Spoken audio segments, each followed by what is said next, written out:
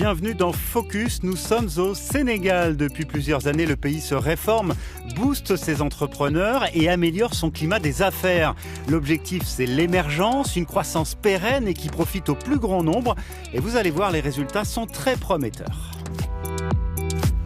Quasi déserte il y a encore 5 ans, cette zone est en train de devenir une vraie capitale aux portes de la capitale avec des logements, des infrastructures administratives, de santé, d'éducation, de loisirs et cette plateforme industrielle internationale particulièrement dynamique.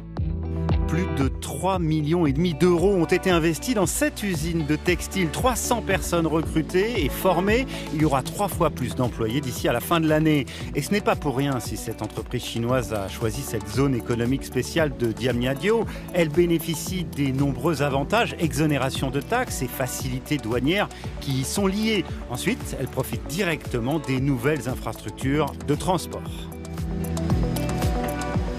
Nous, on exporte 80% de la production.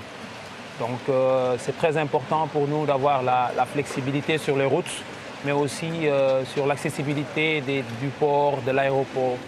Le nouveau TER qui sera bientôt mis en place impacte déjà l'économie du pays. Cette PME sénégalaise a décroché un joli contrat dans le cadre de la construction de la ligne qui reliera d'abord Dakar à Diamniadio, puis qui se prolongera jusqu'au nouvel aéroport. Alors, qu'est-ce que ça a changé pour la vie de l'entreprise, ce contrat? Ce contrat, ça nous a permis de décrocher d'autres nouvelles commandes, d'embaucher beaucoup plus de personnes. Développer les savoir-faire? Développer un savoir-faire et de nouvelles techniques de fabrication. D'accord. Et combien d'emplois créés? 120 emplois. Pour ces formalités administratives, cette PME, comme beaucoup d'autres entreprises du pays, utilise désormais un système dématérialisé de paiement et de déclaration de taxes. Quel est l'avantage d'un système comme celui-ci pour une entreprise comme la vôtre? Le temps surtout.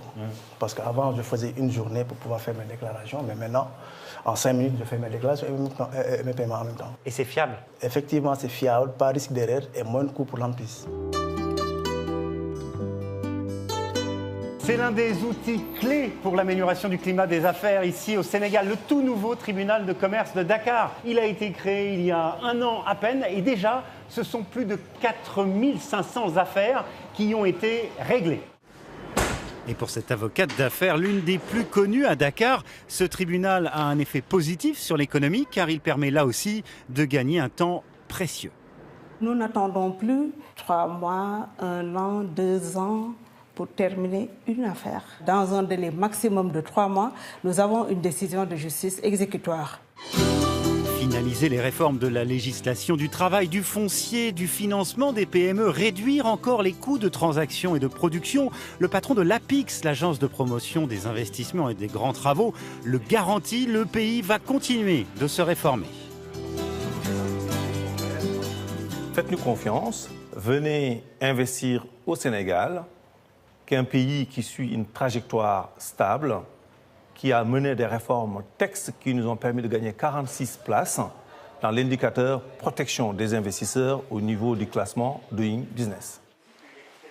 Aller plus loin, c'est augmenter davantage l'attractivité et la compétitivité de la destination Sénégal et formuler une ambition claire de création d'1 million d'emplois productifs. Autre signe qui ne trompe pas, le pays ne cesse d'attirer les investisseurs étrangers. Ici, c'est un géant indien qui a mis plus de 400 millions de dollars sur la table pour redynamiser les industries chimiques du Sénégal. Entreprise qui était en grande difficulté il y a quelques années. Résultat, la société affiche aujourd'hui d'excellentes performances.